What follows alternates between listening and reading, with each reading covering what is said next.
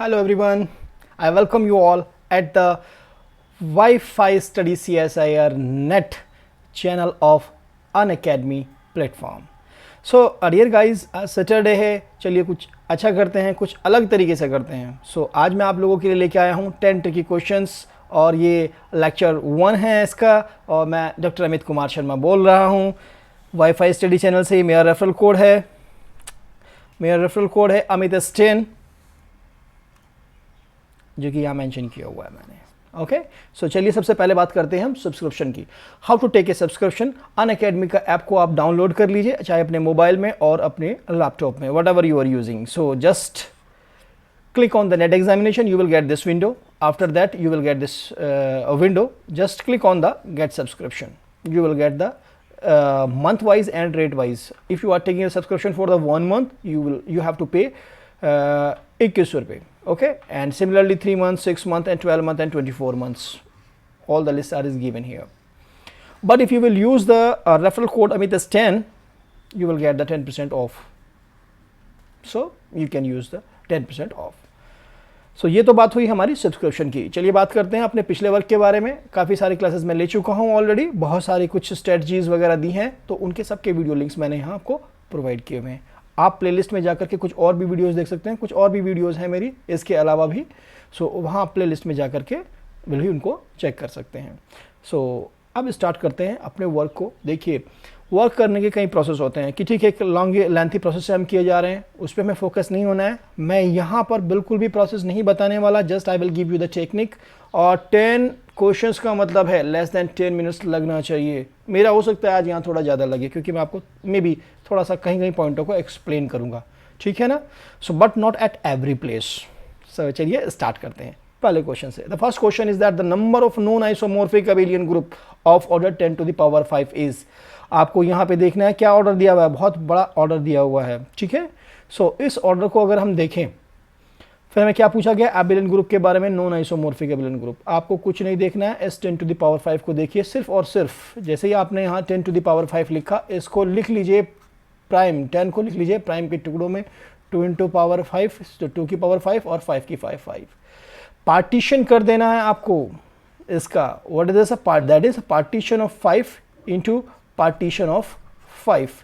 सो मैं यहाँ कुछ नंबर्स लिख रहा हूँ, एटलीस्ट आपको 6 तक तो याद ही होना चाहिए. Partition of natural number I am doing. Partition of 1 is equal to 1, partition of 2 is equal to 2, partition of 3 is equal to 4, partition of 4 is equal to 5 and partition of 5 is equal to 7 and partition of 6 is equal to 11. At least 6 तक तो आपको याद होने चाहिए partitions, ठीक है. सो यहाँ पर कितना आ गया 7 into 7 that is equal to 49 seconds में क्वेश्चन हो गया है, ठीक है ना. अगर मैं आपको पार्टीशन नहीं लिखता directly, so that means the 49 is the answer of this question.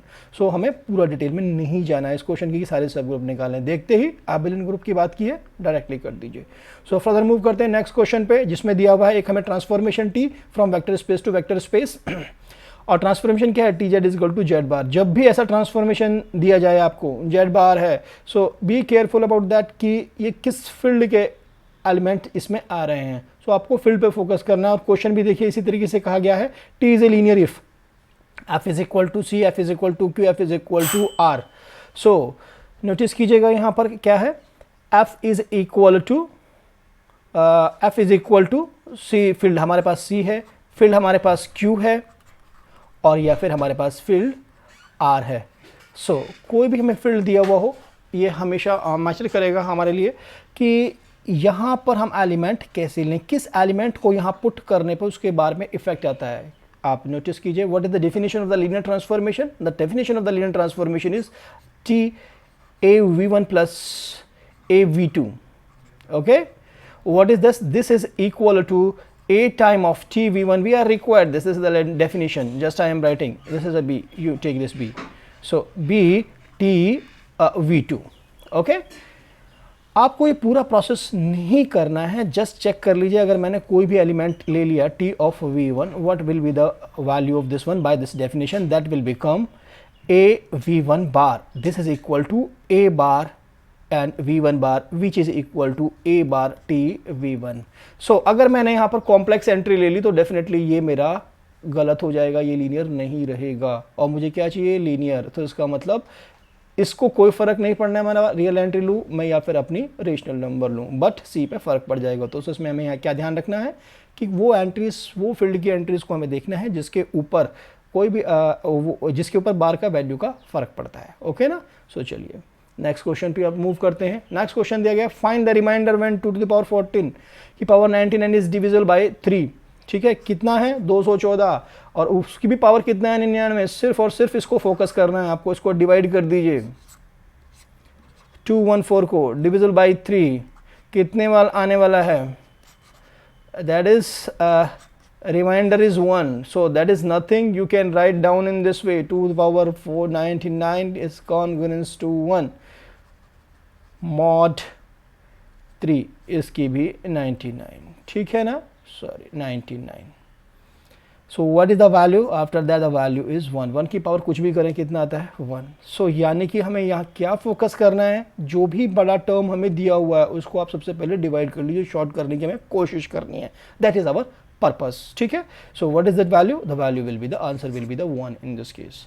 सो हम ऐसे निकाल सकते हैं। नेक्स्ट क्वेश्चन की तरफ मूव करते हैं। नेक्स्ट क्वेश्चन में दिया हुआ है F is a mapping from Z10 to Z10। ठीक है, डोमेन कोडोमेन, और डिफाइन किससे की गई है, F X is equal to 5x, then F is 1 1 on 2। 1 1 on 2 की बात की है, सबसे पहले माइंड में आना चाहिए 1 1 और ऑन 2 के लिए कि cardinality of domain should be less और equal to cardinality of a codomain, जब हम बात कर रहे हैं 1 1 की। लेकिन आपको ये सब बातों को भूल जाना है, जस्ट क्या है ध्यान रखना है इस चीज़ को, सिर्फ ये आपका जो नीचे का पावर है और ये, अगर आपका DCD इन दोनों नंबर्स का 1 आ जाता तो आप कह सकते थे ये 1, क्या 1 है, नहीं है। सो that means not, that means that is not the 1 1। क्या आंसर है इसमें, यस एफ इज नॉट 1 1। सो इसका मतलब 1 1 नहीं है। सो दैट मीन्स अगर मेरे पास कोई फंक्शन है एफ ZM से ZM के पास गया हुआ है और कोई भी ऐसे दिया हुआ है function F X is equal to NX, just you have to check out the GCD of M, N। If it is equal to 1, ठीक है, if GCD is equal to 1 then क्या हो गया आपके पास, then F is 1 1। Okay, so just हमें इसको निकालना नहीं है, चेक नहीं करना है किसी भी तरीके से, सिर्फ हमें क्या बात पे फोकस करना है, इन पॉइंटों पे। ओके, सो कार्डिनलिटी अगर इन दोनों की सेम होती है और ये 1 1 भी हो जाता तो ऑन टू चेक करने की जरूरत नहीं थी, ऐसे छोटे छोटे पॉइंट्स। और हाँ, अगर यहाँ पर तो जैसे कि Z10 टू Z10 दिया हुआ है, हो सकता है कि यहाँ पे कुछ और कार्डिनलिटी और यहाँ पे MN दोनों के दोनों डिफरेंट हो अगर हमारे पास। सो इस पे भी कुछ टेक्निक्स होती हैं, मैं नेक्स्ट वीडियो में उनको भी डिस्कस करूंगा कि जब हमारे पास ये वैल्यूज़ डोमेन की कार्डिनलिटी और कोडोमेन की कार्डिनलिटी में कुछ वेरी हो रही हो, अंडर मॉडुलो सिस्टम वर्क कर रहा हो और हमारे पास डोमेन कोडोमेन फंक्शन का, तो हम कैसे चेक करते हैं इसको भी हम किसी अदर वीडियो में डिस्कस करेंगे। सो यहाँ आपको ऑप्शन मिल गया है F is not O1 1 function. Next move करते हैं, यहाँ दिया गया आपको how many reducible quadratic polynomial over Z2 are there. Quadratic polynomial की बात कर रहा है भाई, और किस कहाँ से चॉइस आ रही है हमारे पास, Z2 से। सो पॉलिनोमियल लिख लीजिए। अब आप इसके पास तो चॉइस कितनी है, सिर्फ एक ही रह जाएगी, जीरो नहीं हो सकता है, x² प्लस BX+C। ये तो हो गया जर्नल क्वाड्रेटिक पॉलिनोमियल। अब इसमें चॉइस को अकॉर्डिंगली बी और सी की चॉइस, बी और सी कहाँ से आ रहे हैं हमारे पास, बी और सी दोनों आ रहे हैं Z2 के एलिमेंट्स हैं। सो चॉइस रख लीजिएगा, you will get this the followings, x² plus x+1, x² plus x+1 और x²। चलिए यहाँ आपको सिर्फ और सिर्फ ये बात ध्यान रखना है, ये कभी भी रिड्यूसल नहीं हो सकता, जिसके लिए आपको ये टर्म कांस्टेंट टर्म 0 आ रहा है, तो इसको तो बिल्कुल ही कैंसिल कर दीजिए, इनको चेक ही नहीं करना है, नो नीड, ये they will not be reducible. So किसको चेक करना है, इसको, sorry x² plus 1। So that means किसको चेक करना है, इसको चेक करना है और सिर्फ मुझे इसको चेक करना है। इन दोनों में भी मुझे सबसे पहले छोटे वाले को चेक करना चाहिए। जैसे ही आप इसको चेक करने चलेंगे, 0 + 1 is equal to 1, no problem, but 1 + 1 is equal to 1 + 1 is equal to 2, और अंडर मॉडुलो 2 में क्या हो जाएगी इसकी value, that will be equal to 0। So ये भी नहीं है, तो बचा क्या, ये, इसको भी चेक कर लीजिएगा।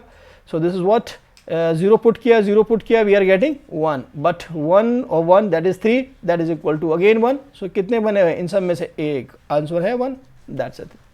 सो क्लियरली हमें क्या टेक्निक ध्यान रखनी है, उनको तो हमें चेक ही नहीं करना, उन पर टाइम वेस्ट नहीं करना है, जिसपे C इज इक्वल टू 0 की चॉइस थी। नेक्स्ट क्वेश्चन की तरफ मूव करते हैं।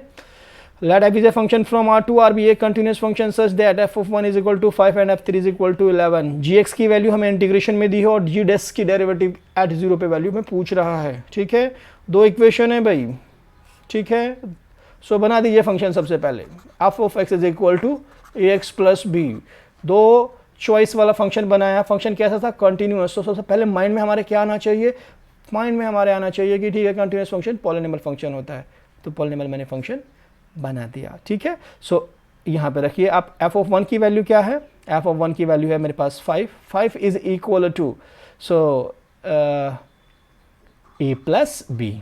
एक इक्वेशन ये बन गया, दूसरा 3 रखा तो आपके पास कितना आ गया, 11 is equal to 3a plus B. This is the equation number 2।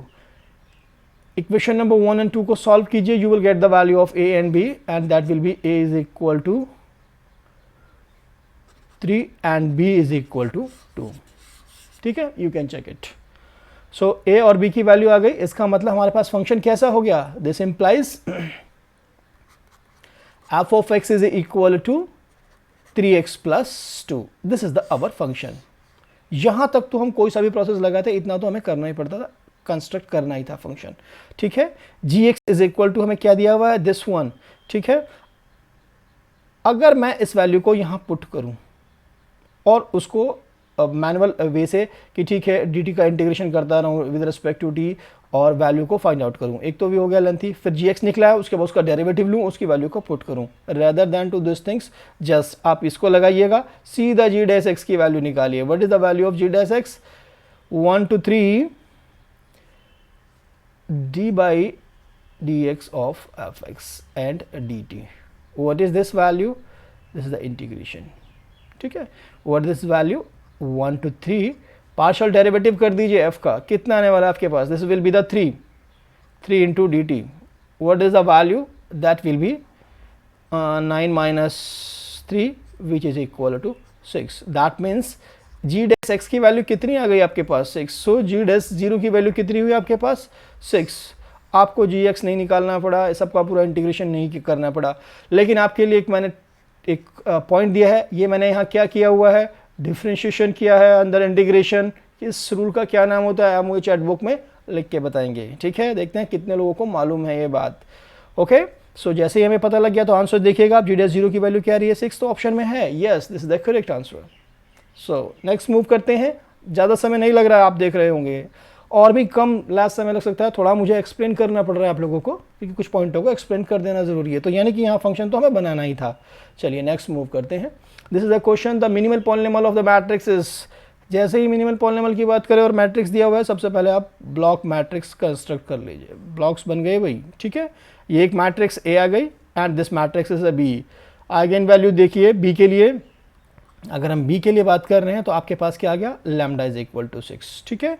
ए हमारे पास 2 क्रॉस 2 मैट्रिक्स है, ए इज इक्वल टू सारी एंट्रीज क्या हैं 3, ठीक है। और 2 क्रॉस 2 मैट्रिक्स है, क्या होगा इसका characteristic polynomial, lambda square minus 3 3 6 lambda, और डिटरमिनेंट कितना है 0, that means lambda square minus 6 lambda, that's nothing lambda और लैम्डा माइनस 6। अब मैं अगर पूरी मैट्रिक्स की बात करूं जो 3 क्रॉस 3 मैट्रिक्स थी, इसका अगर मैं करेक्टरिस्टिक पॉलिनोमियल निकालने के लिए बात करूं कि मैं कहूं कि ये मेरे पास मैट्रिक्स थी, तो जो भी मेरे पास मैट्रिक्स है इस मैट्रिक्स का करेक्टरिस्टिक पॉलिनोमियल क्या आने वाला है, दैट विल बी लैम्डा और लैम्डा माइनस 6 का स्क्वायर, ठीक है। अब यहाँ पर दो सिचुएशन है, आइदर तो यही मिनिमल पॉलिनोमियल बन जाएगा और रिड्यूस होगा तो क्या होगा, लैम्डा माइनस 6 की एक पावर लेस हो जाएगी। सो दैट मीन्स आइदर तो सेम आ जाएगा lambda lambda minus 6 square minimal polynomial, और मिनिमल क्या हो सकता है, लैम्डा लैम्डा माइनस 6। ऑप्शंस को देख लीजिए, ये 3 वाले तो फिर सबसे पहले ख़त्म कीजिए, ठीक है। इसके बाद क्या बचा, lambda lambda minus 6। So this is the answer of this one. But अगर इसमें ऑप्शन में, क्योंकि ऑप्शन ही बहुत ट्रिवियल, अगर और ये भी ऑप्शन में दिया होता तो क्या करना होता आपको, इसको सेटिस्फाई करा के देखना, यानी कि you have to be right the matrix A minus 6 into identity matrix is equal to the zero matrix, इसको आपको सेटिस्फाई करके देखना होता। ये अगर ये भी हो जाता तो फिर दूसरे वाले को फर्दर देखते हैं। So process is this one. So हमें क्या ध्यान रखना है यहाँ पर, डायरेक्टली सिंपली क्या करना है, ए बी मैट्रिक्स बनाइए, बी के लिए देखिए, ए के लिए देखिए, ब्लॉक से देखिए डिस्ट्रिक्ट आइगन वैल्यू और तो वही मिनिमल पॉलिनॉमियल हो जाएगा।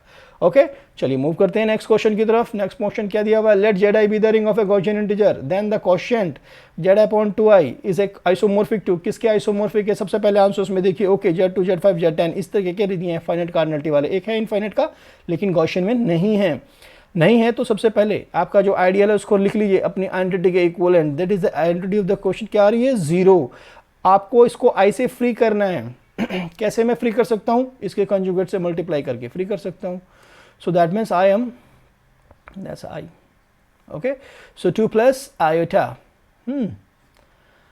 कितना आ गया, दैट इज 5। ओके 5 कब कॉन्ग्रुएंस होता है, अंडर मॉडुलो 5 में। ये कब 0 हो जाएगा, ये आइडेंटिटी के इक्वल हो जाएगा जब ये मॉड 5 हो। तो मॉड 5 किस में मिलने वाला है, इसमें। तो ऑप्शन बस करेक्ट। क्या निकालने की ज़रूरत है हमें इतने सारे, हमारे पास तो सिंपल रूल है, इसको मुझे सिर्फ और सिर्फ